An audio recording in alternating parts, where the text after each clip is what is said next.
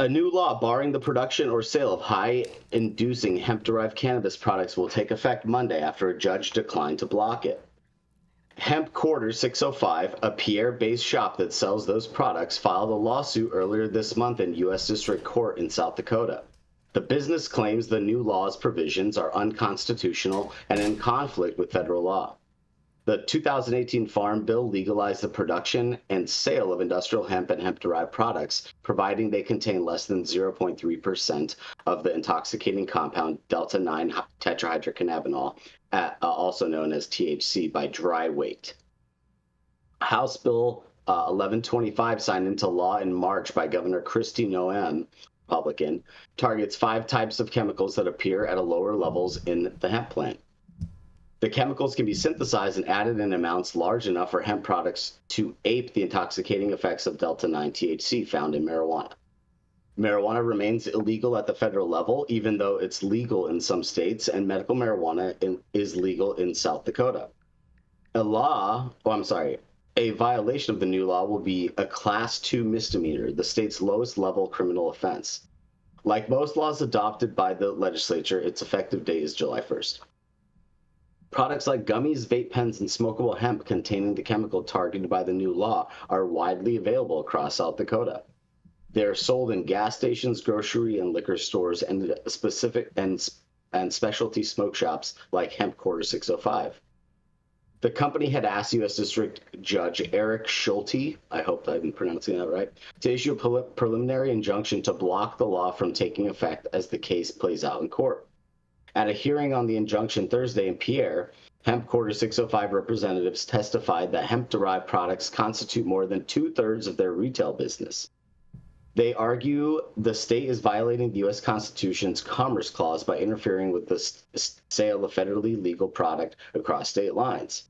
An injunction is appropriate, they said, because they will suffer irreparable harm, namely the potential closure of their business while the law takes effect. To earn a preliminary injunction, plaintiffs must first prove they're likely to prevail on the merits, according to the opinion that Judge Schulte filed electronically on Saturday. If the plaintiff, the hemp store in this case, is able to hit the mark, a judge must then find that the plaintiff would suffer irreparable harm without an injunction. The judge must also consider that the wider implications of an injunction on other interested parties, end quote, in this case, the state and those affected by the new law. A preliminary injunction denial does not settle the lawsuit or guarantee a win for the state. Represented in the case by Attorney General Marty Jackley's office. Judge Schulte wrote that the hemp quarters argument weren't enough to earn the injunction, even if the law might cause its business irreparable harm. In 2008, the 2018 Farm Bill did not expressly prohibit states from enacting laws regulating the hemp trade. In fact, Schulte wrote, it did just the opposite, allowing states to impose more stringent regulations for hemp.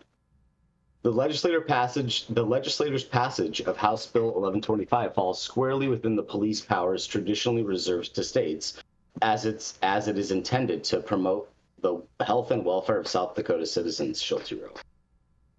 Schulte cited a case challenging a Virginia law regulating hemp, in which the judge came to a similar conclusion. On the Commerce Clause question, Hemp Quarters had argued that the truck driver from Minnesota carrying federally legal hemp through South Dakota could be subject to state prosecution. Schulte disagreed. He wrote that the law wouldn't apply in such a scenario because it doesn't criminalize the possession of hemp products. It only bans their production or distribution. The opinion also noted that the Hughes County State's attorney has said it has no plans to immediately prosecute the owners of hemp quarters. The Attorney General's office has made no such promise, Schulte wrote, but lawyers for the state pointed out the South Dakota's Attorney General's office does not typically prosecute misdemeanor offenses such as those contained within House Bill 1125.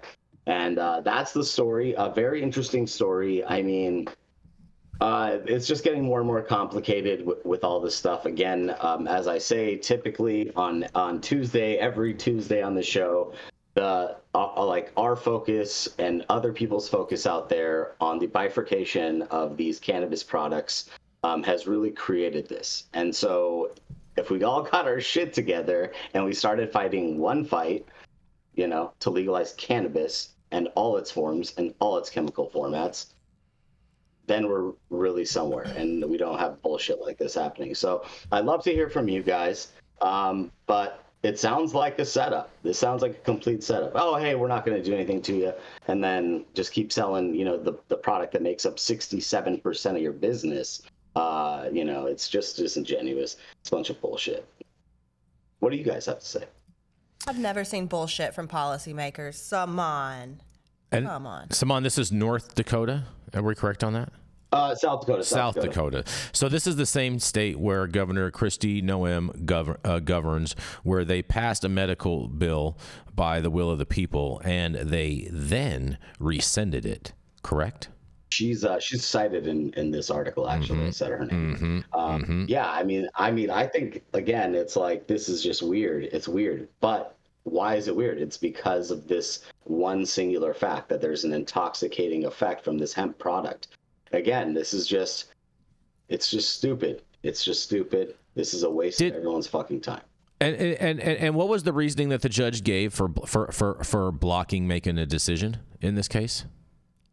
He cited a Virginia a ruling in Virginia based on the same thing. It was just like, if you sell products with intoxicating THC in it, then you're in trouble. You're out of bounds on what you can do with that retail business. That's kind of the whole thesis here. Is they're starting to come to this general conclusion that they have two competing systems. They have a system that's based on taxes and based on patients, and then they have this other system that has like a fraction, just free for all taxes, and it's a free for all. So I mean, look, when you're balancing this, it's like you have to pick a side, right? You have to say, am I for the free market or am I for regulated markets? And so if you're for the free market, then you got to let it all be free. And if you're for regulating it and taxing it and doing this in a structured manner, then do that all across the board. But it's like, this is just a waste of time, and it's a way for,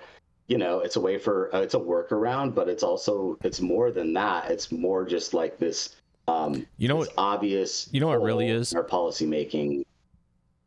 You know what it really is, Simon? This is a way for them to just enable selective enforcement. That's all that this is. Selective enforcement is what it sounds like to me. Because they don't have the budget to enforce on everybody. And so they're going to try to end up making some examples out of a couple people and scare people with, hey, don't do this, or this is going to happen to you, or this could be you, yada, yada, yada.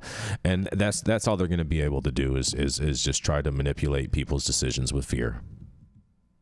Yeah, but it's also indicative of the failing of the federal government to provide comprehensive strategy in regards to cannabinoids, irrespective of which plant they came from. And until we have a regulatory paradigm that includes regulation for all intoxicating cannabinoids, with no regard for which plant it came from, until we have that, states are going to do this whack-a-mole, Band-Aid, duct tape approach because they don't have guidance from the federal government.